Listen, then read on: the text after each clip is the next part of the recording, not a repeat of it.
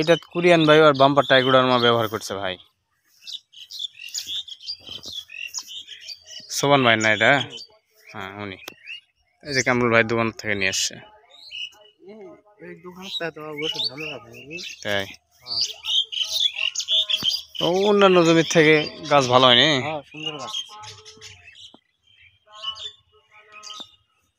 আপনি কতখানি লাগাচ্ছেন? 1 বিঘা?